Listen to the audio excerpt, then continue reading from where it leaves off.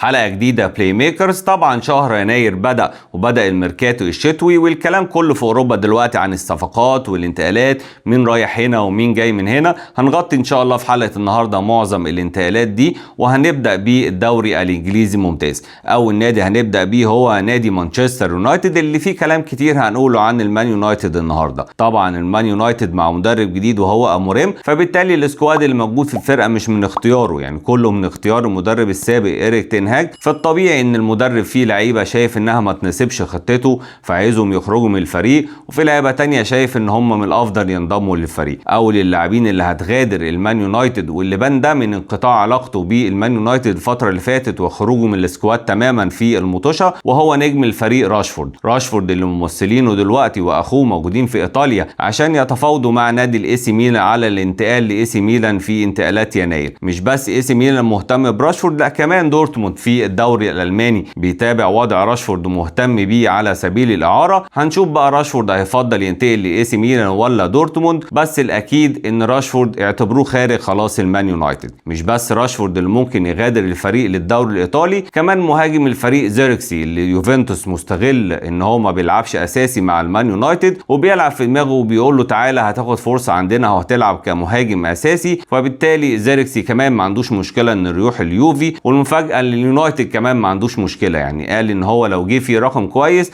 مستعد ان هو يسيبه ويغادر الفريق. كمان اللاعب الشاب كوبي ماينو، هتقول لي كوبي ماينو عنده سنه ونص لسه في عقده. بالظبط كوبي ماينو لسه عنده سنه ونص في عقده، ولكن اداره المان يونايتد فتحته في موضوع تمديد عقده انه يحتفظوا بيه بقى لمده سنين طويله، 4 أو 5 سنين كمان. ولكن الراتب اللي اتعرض على كوبي ماينو راتب ضعيف.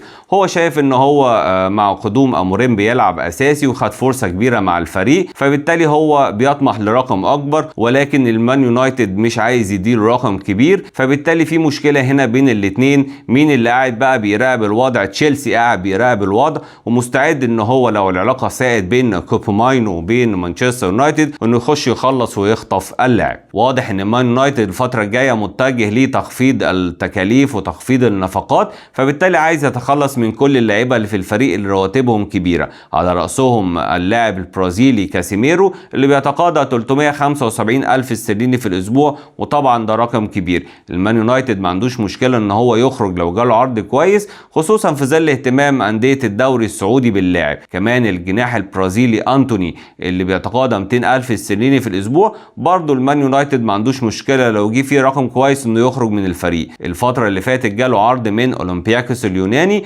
ولكن اللاعب لسه شايف ان مستواه يؤهله ان يلعب في الدوريات الخمس الكبرى، وبالتالي شايف ان لسه على خطوة الدوري اليوناني شوية، لسه دلوقتي مستواه يأهله لحاجة اعلى من الدوري اليوناني. كمان من الاسباب اللي خلت المان يونايتد عايز يخرج راشفورد دلوقتي من الفريق وهو الراتب بتاعه. راشفورد بيتقاضى 315 ألف استرليني في الاسبوع. طب ده على مستوى اللعيبة اللي هتخرج من اليونايتد. مين بقى اللعيبة اللي اليونايتد عينه عليهم يجيبهم من بره؟ اول خطوة عملها اليونايتد امبارح وهي تمديد عقد اماد ديالو لغاية سنة 2030، ودي طبعا خطوة مهمة جدا للفريق، لان بان الفترة اللي فاتت قدرات وامكانيات اماد ديالو، وبان قد ايه هو لاعب مهم في خطة اموريم مع الفريق. كمان المهاجم جيوكريس مهاجم سبورتنج لشبونة من اللعيبة اللي طبعا اموريم عينه عليهم، وطبعا هو عارف قدراته وامكانياته كويس لانه دربه في سبورتنج لشبونة وحقق معاه نجاحات كبيرة. اي نعم جيوكريس فيه اهتمام بيه من اندية تانية غير يونايتد زي ارسنال وزي تشيلسي واندية خارج كمان الدوري الانجليزي زي يوفنتوس الايطالي، ولكن اعتقد اليونايتد لو دخل السباق ده هتبقى فرصته افضل ان هو يتعاقد مع اللاعب، لان اللاعب هيبقى حابب ان هو زي ما تألق مع اموريم في سبورتنج لشبونة يكمل معاه التألق في اليونايتد، لان نجاحه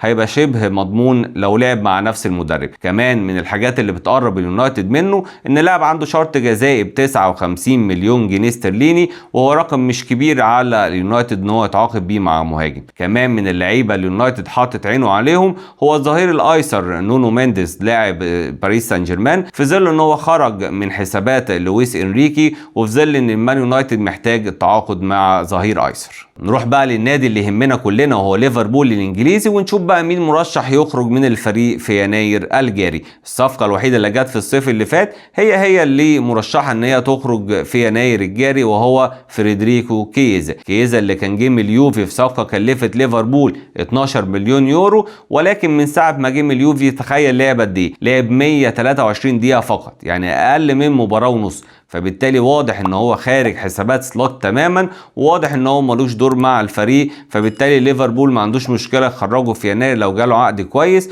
خصوصا ان في اكتر من نادي في ايطاليا مهتمين بخدماته زي نابولي وزي انتر وزي كمان فيورنتينا. وطبعا ليفربول عنده مشكله كبيره وهي التجديد لثلاثي الفريق ارنولد وصلاح وفان دايك، ولو اتكلمنا عنهم واحد واحد هنقول ان فان دايك هو اقربهم للاستمرار مع ليفربول.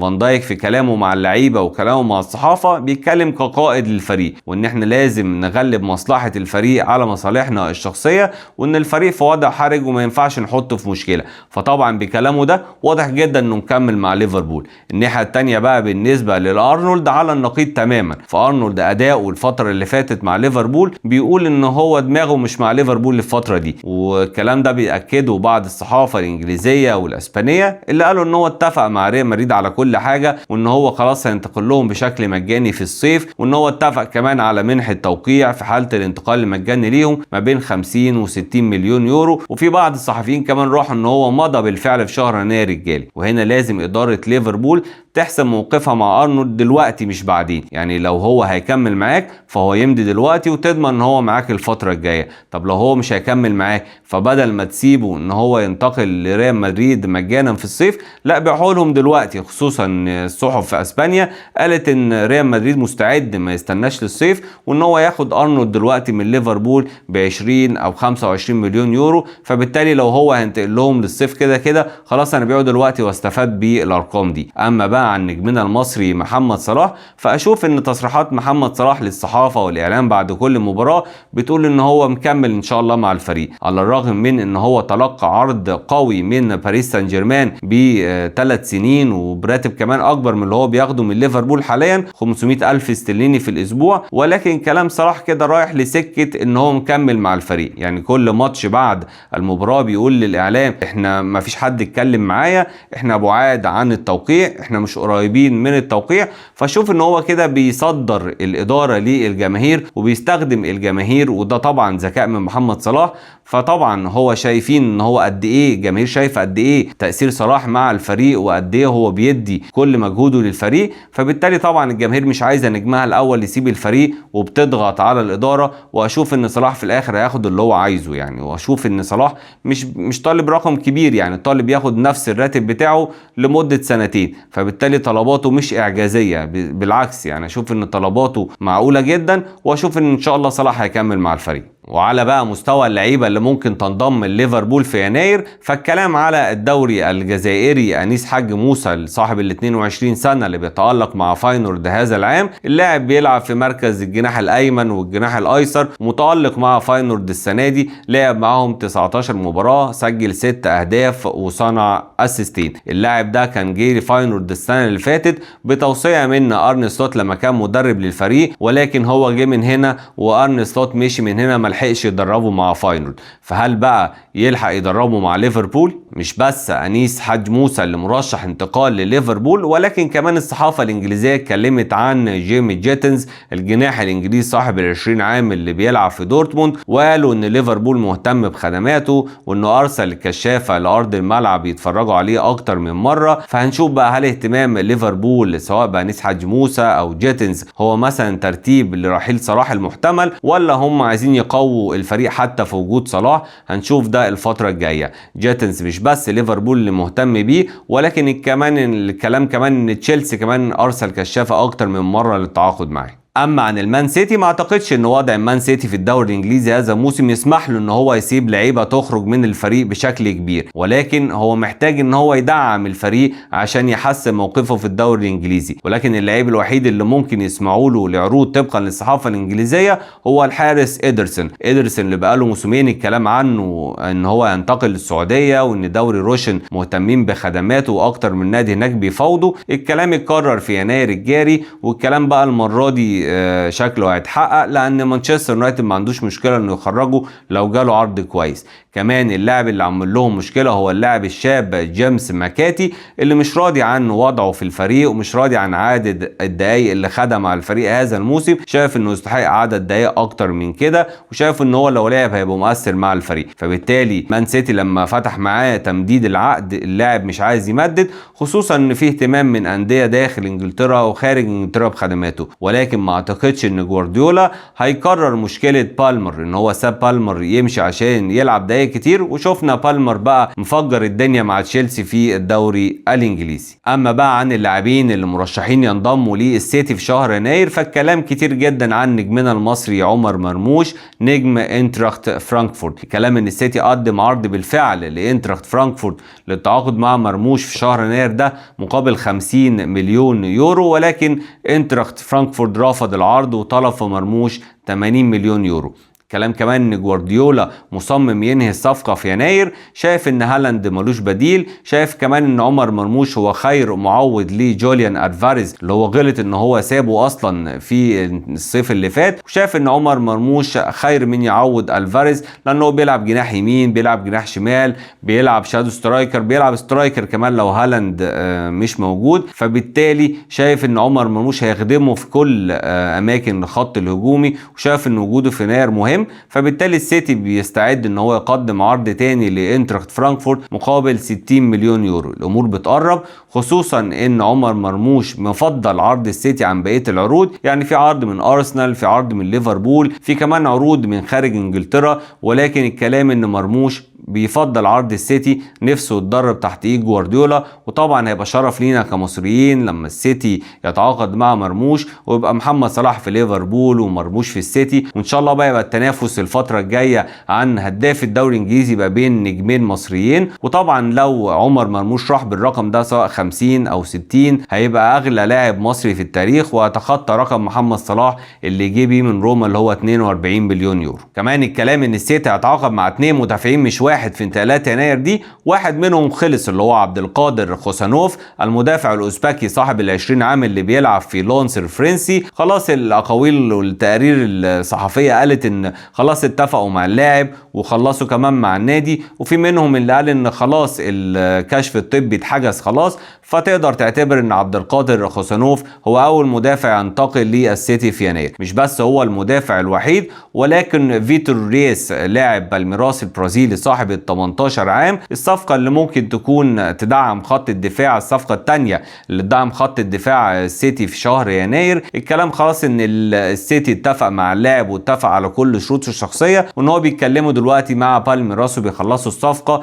اللي ممكن تكلف السيتي 25 مليون يورو. اما عن تشيلسي ففي لعيبه كتير مرشحه انها تسيب الفريق في انتقالات يناير. اولهم نكونكو مهاجم الفريق اللي مش عاجبه وضعه في الفريق، شايف ان هو ما بياخدش دقايق كتير مع الفريق، شايف ان ماريسكا بيفضل عليه جاكسون في الهجوم، وكمان على مستوى الاجنحه بيفضل عليه سانشو، بيفضل عليه مادويكي، فمش عاجبه بالتالي وضعه وحاله مع الفريق. منفتح ان هو يسيب الفريق في يناير في ظل اهتمام انديه كتيره بخدماته زي بايرن ميونخ وزي اتلتيكو مدريد. وبالتالي تشيلسي برضو مع توافر اجنحه كتير في الفريق ما عندهمش مشكله يخرج لو جاب عرض كويس. لعيب كمان مرشح للانتقال في شهر يناير وهو دوسبري هال، لاعب خط الوسط اللي اتعاقدوا معاه في الانتقالات الصيفيه اللي فاتت من ليستر سيتي، وطبعا ما بياخدش فرصه. هياخد فرصه ازاي وخط وسط تشيلسي مدجج بالنجوم؟ يعني عندك كايسيدو، عندك انزو فرنانديز، عندك لافيا، في لعيبه كتيره جدا، فبالتالي ما بياخدش فرصه. وبالتالي برضو تشيلسي ما عندوش مشكله انه يخرج لو جاله عرض كويس. كمان المدافع الفرنسي اكسل ديساسي صاحب ال 26 عام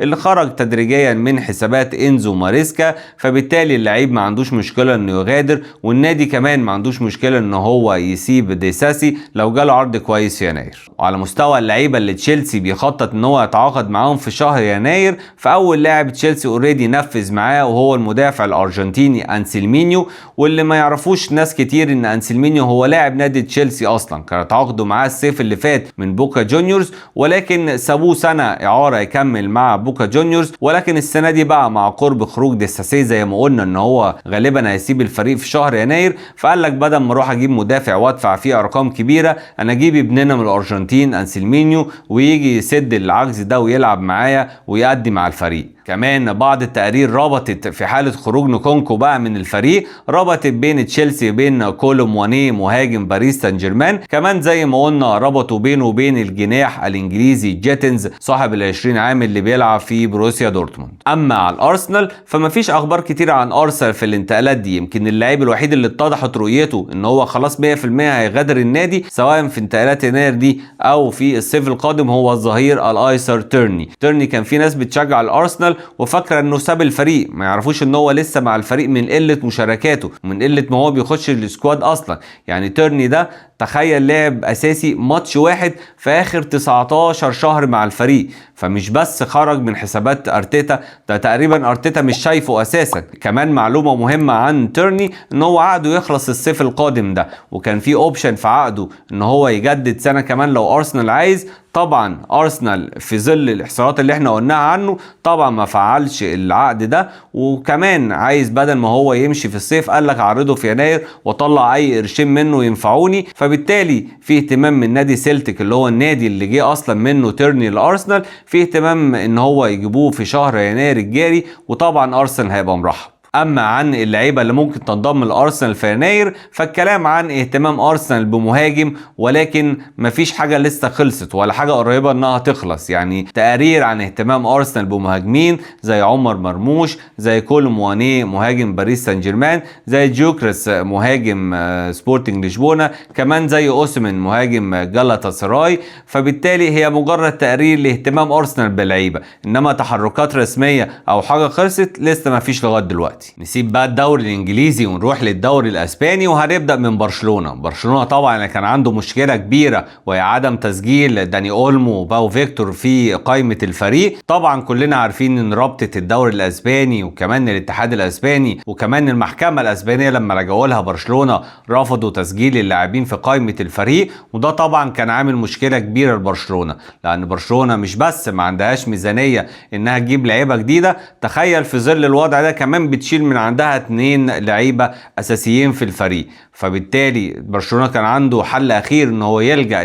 للمجلس الاعلى للرياضه في اسبانيا اللي انصف برشلونه وسمح للفريق ان هو يسجل 2 لعيبه، وقال في حيثياته ان احنا سمحنا بتسجيل اللعيبه لغايه الصيف القادم عشان اولا مستقبل اللاعبين ان هم ما يفضلوش ما يلعبوش كوره الفتره دي وممكن ان ده يضر بمستقبلهم، كمان لمصلحه المنتخب الاسباني. كمان برشلونه عنده مشكله تانية وهي رونالد اروخو مدافع الاورجواني للفريق، اللي الكلام في الصحافه الاسبانيه ان مفاوضات تمديد عقده مع برشلونه مش ماشيه كويس، وان هو رونالد اروخو ابلغ زملائه في الفريق ان هو في اتجاهه ان هو يسيب برشلونه ممكن في 3 يناير دي، خصوصا ان الصحافه الايطاليه كمان قالت ان اليوفي مهتم بضمه، وان كمان اليوفي خلص مع اروخو على بنوده الشخصيه، وفي انتظار بقى ان هم يقدموا عرض لبرشلونه ان هم يستقطبوا رونالد اروخو. نروح بقى القطب الاسباني الثاني وهو ريال مدريد. فريال مدريد مع الداهيه فلينتينو بريز في اخر كام سنه عنده سياسه جديده في التعاقدات وهي التعاقدات المجانيه، فاغلب اللعيبه اللي جابها ريال مدريد في السنوات اللي فاتت كانت لاعبين مجانيين، واخرهم كان طبعا نجم الفريق كيليان امبابي. ريال مدريد مكمل السنه دي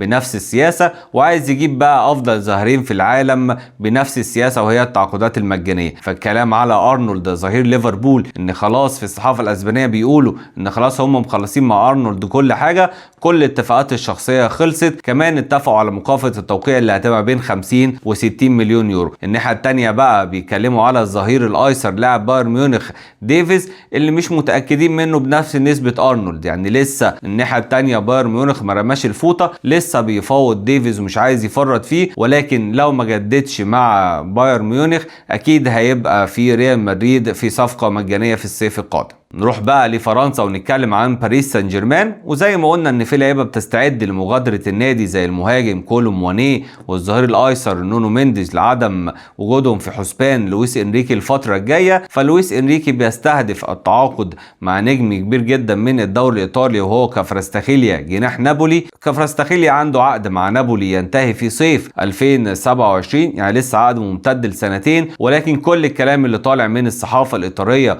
ومن مقربين من من نابولي ان كفاراتسخيليا اكتفى بالفتره اللي قضاها مع نابولي، عايز يخوض تجربه جديده خارج الدوري الايطالي. وطبعا في عروض كتير لنجم كبير زي كفاراتسخيليا، يعني الكلام عن اهتمام من ليفربول، من تشيلسي، كمان من البي اس جي، ولكن ما اعتقدش ان ليفربول راح يدفع رقم كبير زي اللي عايزه نابولي، خصوصا عايزين 80 مليون يورو، رقم كبير جدا، ما اعتقدش ليفربول يدفعه. كمان تشيلسي عنده اجنحه كتير، فما اعتقدش برضه يروح يدفع رقم كبير في كفاراتسخيليا، ولكن اكتر الانديه المهتمه بيه البي اس جي، ومستعد ان هو يلبي طلبات نابولي ويدفع 80 مليون يورو. كمان قالوا ان هو عرض عليهم مدافعه سكرينيار عشان يقلل طبعا تكلفه الصفقه، فاشوف ان هو لو تمت الصفقه دي الاقرب ليها هيبقى البي اس جي. ونختم بيه الدوري الايطالي ومن نادي يوفنتوس اللي زي ما قلنا من شويه مهتم بالتعاقد مع مدافع الاورجواياني رونالد اروخو من برشلونه الاسباني، ولو ما عرفوش يجيبوه في يناير الجاري هيعيدوا الاهتمام بيه في الصيف القادم. اما على مستوى الخط الهجومي ففي اكتر من بديل. اول لاعب في القائمه هو زيركسي مهاجم المان يونايتد، اللي شايفين ان اليونايتد لو اتحرك جاب جيوكريس لاعب سبورتنج لشبونه هيبقى فرصتهم كبيره ان هم يخشوا ويخطفوا زيركسي من اليونايتد. اما لو الصفقه دي ما تمتش حاطين لها بدايل زي كولومواني مهاجم البي اس جي وفولكروج مهاجم الالماني لويست هام. وبكده نبقى غطينا معظم الانتقالات المحتمله اللي هتحصل ان شاء الله في يناير الجاري،